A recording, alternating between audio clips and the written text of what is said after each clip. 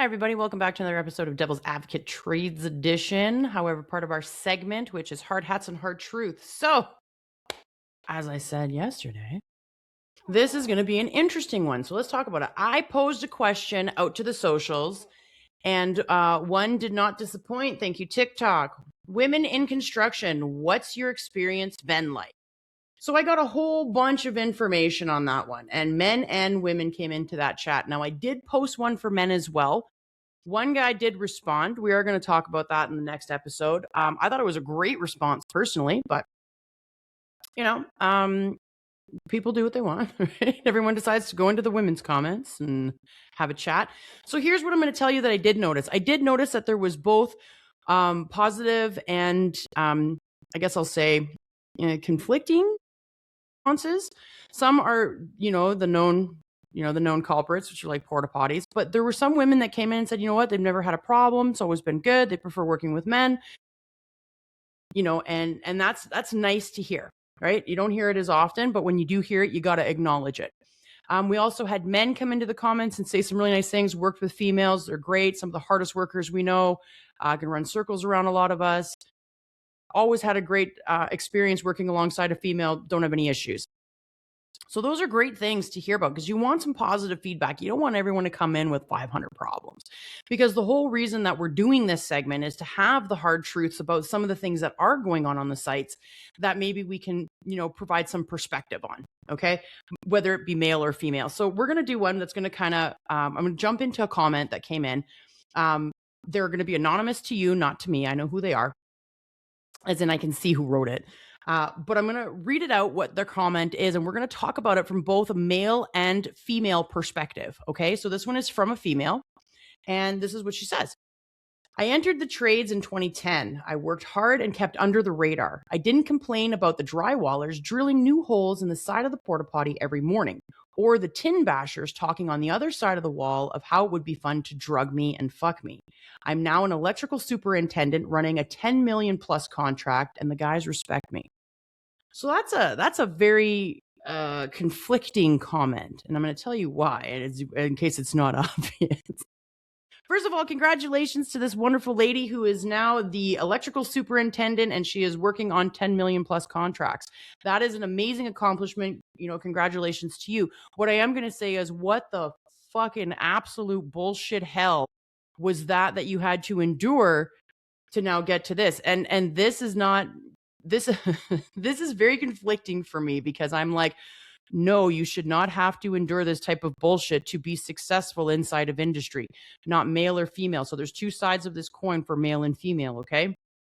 On one hand, I've seen people drill holes inside of a porta potty. I know that it's something that exists. I'm also very feisty, and especially considering that I'm someone who gets to run sites, I get after people, and I also tell the porta potty people, like, I have cameras on my sites. I always have them usually install cameras so we can see who's defacing property, because those porta potties do not belong to the company normally. They're normally brought in by a porta potty company, which means that someone's going to have to pay that company for destroying and defacing their property.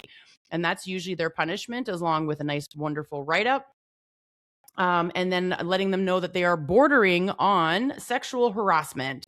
And if they'd like to continue with this, then I'm more than happy to store them to the door and, put a human rights order on them for violence and harassment. And usually most people don't do stuff like that. But that's me. That's my site. That's not every site. So with this being said, I'm going to talk about the elephant in the room, okay? Porta potties should be separate. Okay. And let's talk about why. If you actually look at the newer and more latest job hazard assessments, in-field assessments, you're going to see that there are 4 elements. Okay. So there's physical hazards, chemical hazards, biological hazards, and psychological hazards. And then under each one of those hazards, they're going to have, so we're going to start with biological, because that's kind of where I'm headed. So we've got viruses, bacteria, mold and fungi, asbestos, bodily fluids, sewage, and animal waste. So those are some of the things that come on I created this one as a safety specialist. And you can call it specialist. I'm just a safety person. Yay, safety. So it falls under safety. Okay. People will say, well, then nobody should be sharing porta potties. But no, that's not what I'm saying. What I'm saying, when it comes to the physiology of male and female, women bleed. So that's a pathogen. Women also need to be able to sit, because that's what we do. We sit. Okay. Nobody is looking to squat. I'm going to tell you that as a female, I've had to squat before. It's not fun. Your legs burn. Sometimes you pee on yourself. It's not a good time. So, I'm going to go with no. We want to be able to sit down on the porta potty, know that it's, not an absolute disaster. And we want to have some sort of cleanliness and hygiene, because we have to pay attention to that as women, being that all of our parts are kind of just accessible to all of those pathogens and all of those other things. So we don't want males in there being, kind of gross. And we also take into consideration, if we're on our period, what's happening with that, right? And so I don't have a problem sitting in a porta potty, because I find that female porta potties don't, and this is just my experience, they don't get dirty as quickly as a male's. So there's a lot of space between, the bottom and the top of the porta potty as to what, like, when it's coming up. It sounds gross, but we're just going to have this conversation. I find that female porta potties tend to stay a lot lower. I don't know a lot of women that actually, drop a deuce in. I'm not saying they don't, but a lot of women don't drop a deuce. They're usually peeing, or they're on their period and they have to change their tampons and whatnot in their pads, and that all goes in there. So usually a lot of porta potties will also have the little side, like, for when they know it's for women, they usually will have like the little side trash can for them to put all of their napkins and whatnot in.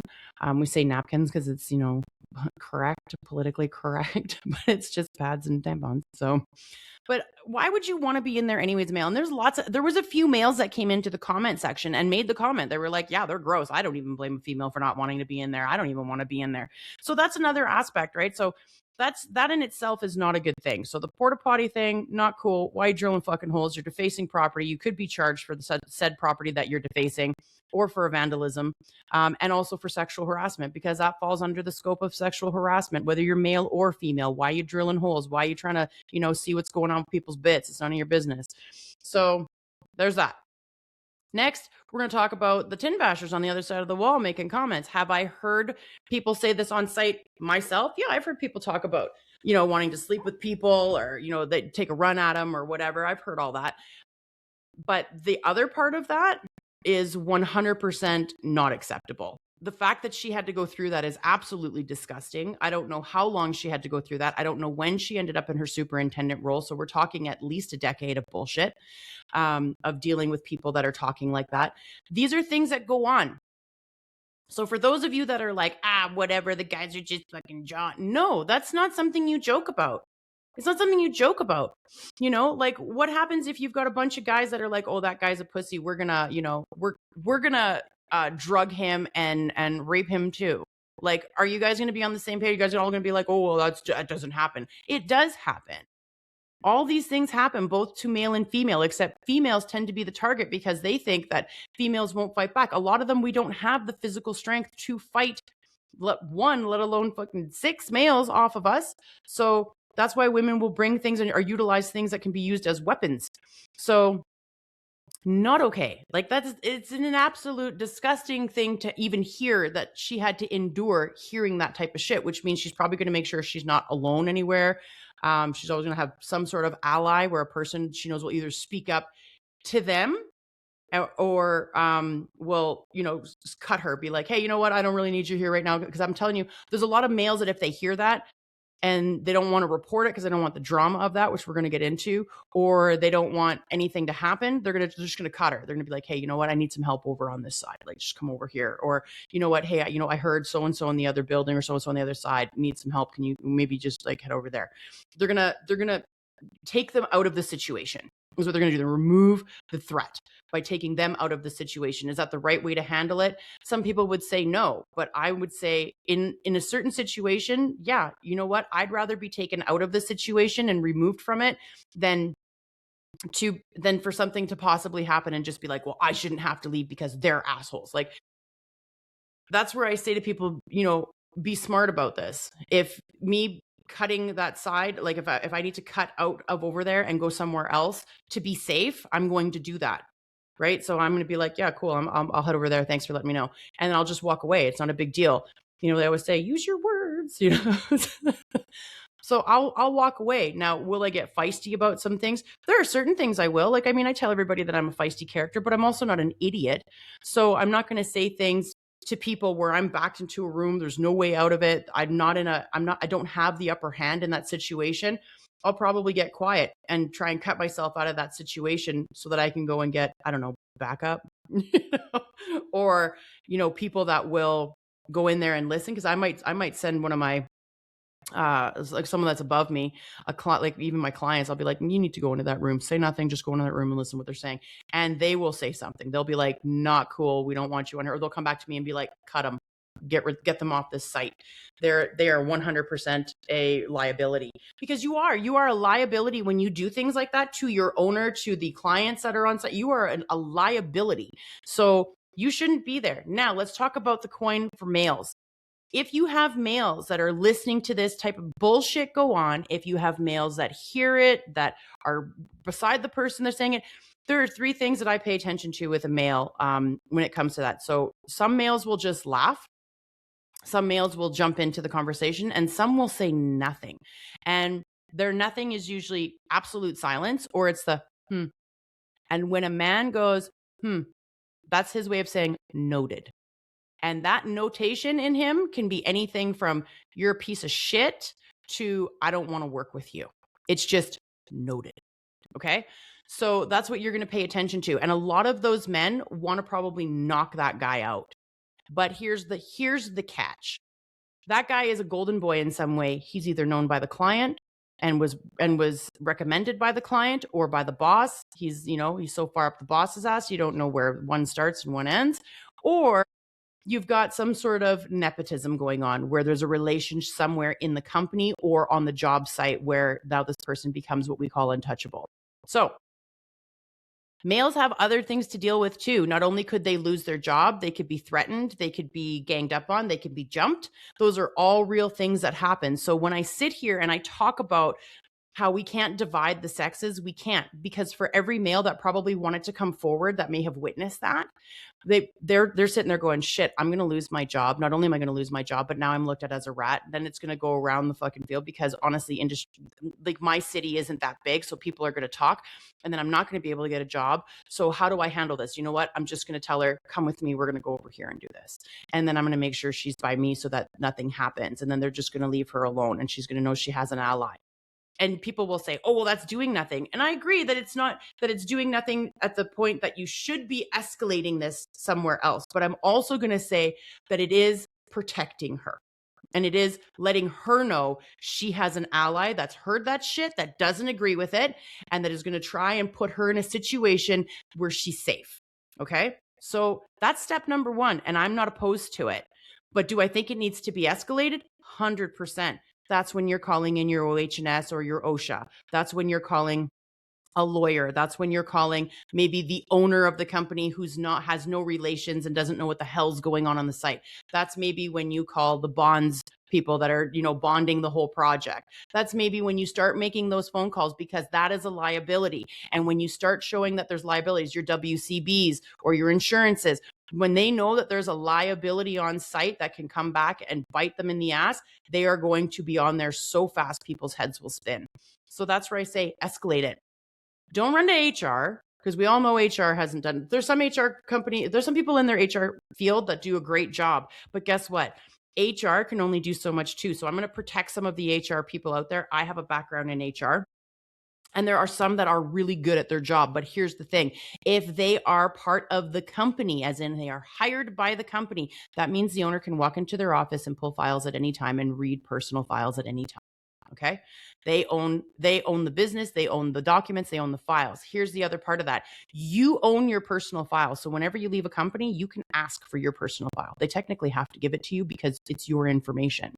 They're not allowed to keep your personal file.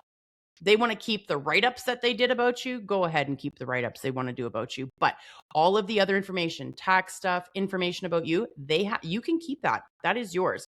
And whenever someone asked me for their personal file, I would give it to them. So this comment stuck out to me. There's a lot more that we're going to go through, but this comment really stuck out to me.